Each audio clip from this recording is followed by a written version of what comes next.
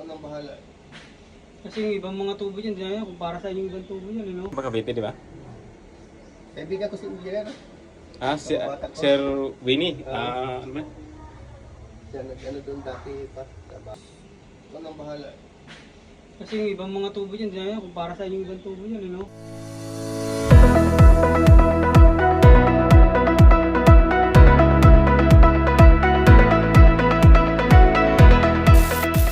Titigil na rin ko.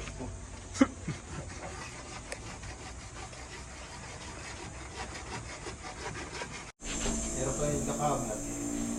So ito na ating paglalagay ng ating filter at pump. So inayos na yung konti. Ilagay mo na. Ikaw mo ng bida ngayon. Handa na.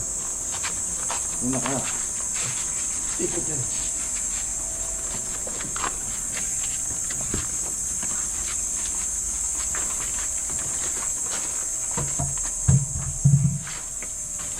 Sakto lang, no? Ako dyan.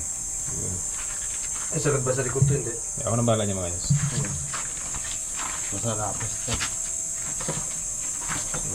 yan.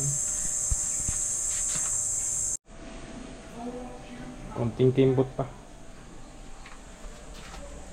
So, ito yung gumawa dati. Tinagtanang epoxy. So, ako hindi po ako gumagawa ng mga ganyan. So, kailangan perfect. Ngayon na, mga kamandarima. Gwapo-gwapo na. Para doon sa dati. So, babalikan pa natin yung motor. Kasi nagkataon na ayaw nito umandar. Paparewind pa natin. Ito si Wenta. So, watch out. Balik na yun dun. Hindi. So, inayos natin yung drain. Kasi dati naka-expose. So, ngayon malinis na. So, watch out. So, ito na yung ating ginawa ngayon. So, umandar na siya. Dito lang tayo na-busted sa waterfalls kasi hindi namin alam na may leak pala doon. So, tinakpan na lang muna namin para mapaandar lang. Kasi tingnan nyo naman yung solusyon ng gumawa dati ng swimming pool. Kaya pala siya nag-leak. So, ayan ang ginawa niya. Kaya matinding siri talaga. Mahirap talaga. So, ayan.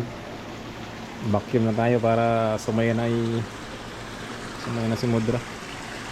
So, naipon na yung bili. Marami na. Isang linggo lang vacuum.